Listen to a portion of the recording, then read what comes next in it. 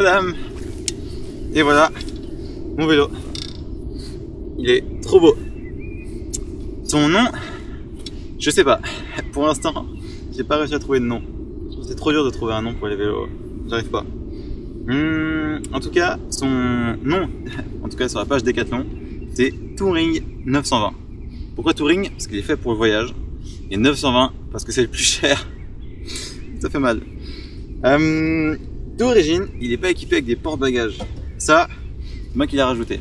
En tout cas, c'est compatible avec des modèles Decathlon.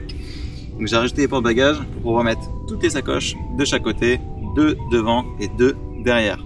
Aucun sac à dos, sinon ça va tuer le dos. Et pourquoi il est trop bien? Je vais vous montrer.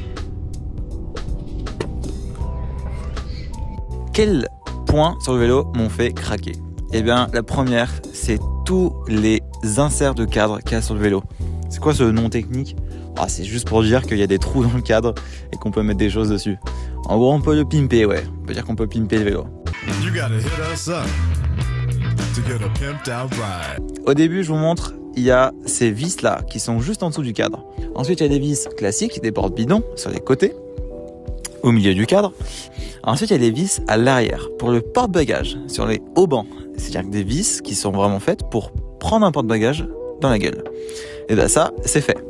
Il y a aussi des vis à l'avant pour la fourche. Et à quoi ça sert?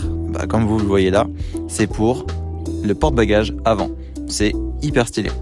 Et ensuite, il y a des vis un peu étranges aussi. Il y en a un petit peu au-dessus pour la sacoche sans scratch. Elle est vissée directement sur le cadre. C'est génial.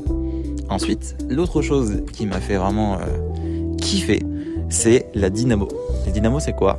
C'est un système dans la roue à l'avant qui fait que quand la roue tourne, ça crée de l'énergie. Et l'énergie, elle remonte, elle est redistribuée vers ça.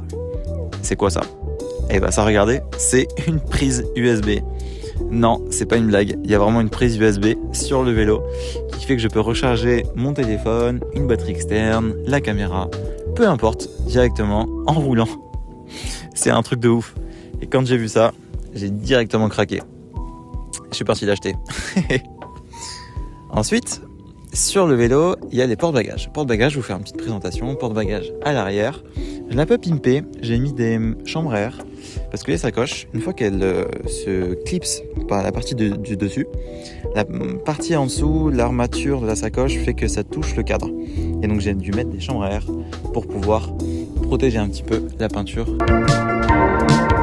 Niveau transmission sur le vélo, qu'est-ce qu'on a? On a du SRAM Rival en 11 vitesses.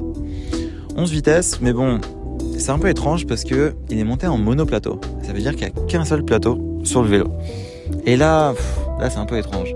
Parce que sur tous les vélos voyage, généralement, c'est monté en 2, voire 3 plateaux. Pourquoi? Pour avoir vraiment plein de vitesses. Là, à n'avoir que 11, bon, on verra bien si sur le trajet, ça me convient. Pour l'instant, dans le coin, ça va. Mais ça se trouve au Tadjikistan, sur des cols à plus de 3000 km de dénivelé, ça va peut-être un peu me tirer dans les jambes. Et sinon, après, il y a une chose incroyable sur le vélo, c'est le guidon. Regardez-moi ce guidon. Ce guidon, il est un peu étrange parce qu'il est hyper évasé. Ça veut dire que les bouts du guidon sont hyper écartés. D'habitude, là où le guidon est assez droit, c'est pour ajouter un petit peu de maniabilité sur le vélo. Parce que généralement, sur les vélos un peu typés gravel, on peut avoir les poignées un petit peu qui s'écartent. Mais là, elles s'écartent vraiment énormément. Il y a aussi sur ce vélo la roue arrière. La roue arrière, elle est un peu spéciale parce que je l'ai directement changée. En fait, j'ai lu sur des forums et sur pas mal d'anecdotes sur sur ce vélo, c'est la roue arrière se casse. Littéralement, elle se fissure en deux. Et c'est un peu étrange quand même pour une roue qui est censée pouvoir durer dans le temps sur le voyage, pas partir à l'esprit serein avec un vélo fiable et costaud. La roue arrière se casse. Donc, qu'est-ce que j'ai fait? Eh bien, j'ai choisi une roue DT Suisse, super costaud, voilà, pour remplacer ça. La roue avant, quant à elle, elle est d'origine, en espérant que elle, par contre, tienne le coup. Et du coup, en fait, ce vélo, il est un petit peu un mix entre un gravel et un VTT. On peut dire que c'est un cadre de gravel monté avec des roues de VTT, parce que les roues sont quand même énormes. Elles sont en 29 pouces et elles sont en 2,25 de largeur. Donc c'est vraiment des pneus hyper larges. Parlons chiffres maintenant, c'est ce que tout le monde souhaite savoir. Niveau prix, combien m'a coûté ce vélo?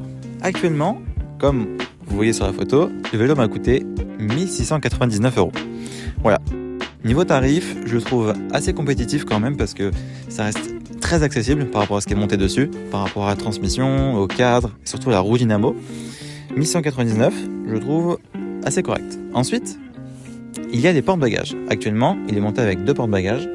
Porte-bagages Decathlon. Tout sera Decathlon, vous verrez. Porte-bagages coûte 50 € pour l'arrière et 50 € pour l'avant. Ensuite, ce que j'ai rajouté au-dessus, c'est la petite sacoche qui permet justement de pouvoir poser le téléphone à l'intérieur et m'a coûté 35 €. Voilà. Ça, pour l'instant, c'est ce que m'a coûté le vélo. Ensuite, il faudra rajouter, mais dans la prochaine vidéo, je vous montrerai, il faudra rajouter les pneus, rajouter la béquille, mais aussi rajouter des sacoches. Je vous ai pas encore présenté les sacoches, ce sera pour la prochaine vidéo. Et ça aussi, ça coûte, ça coûte un rein.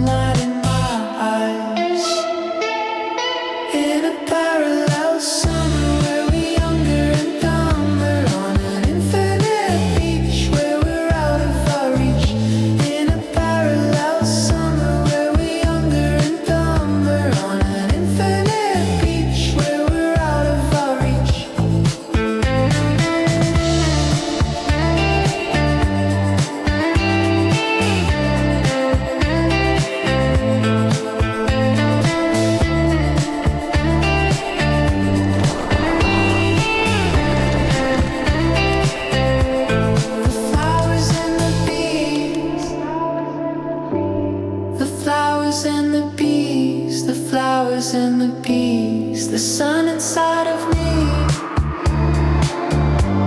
the sun inside of me, the sun inside of me.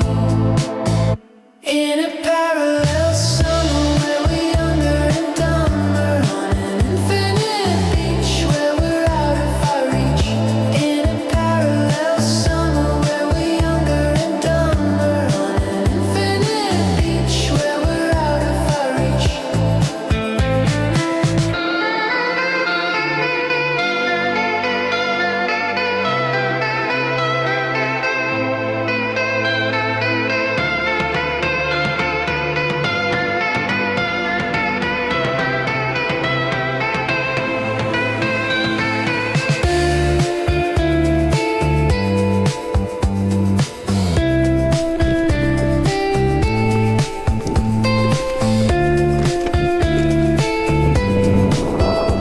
Et du coup, je vous dis à une prochaine. Ciao! In a parallel summer where we're younger and dumber, on an infinite beach where we're out of our reach.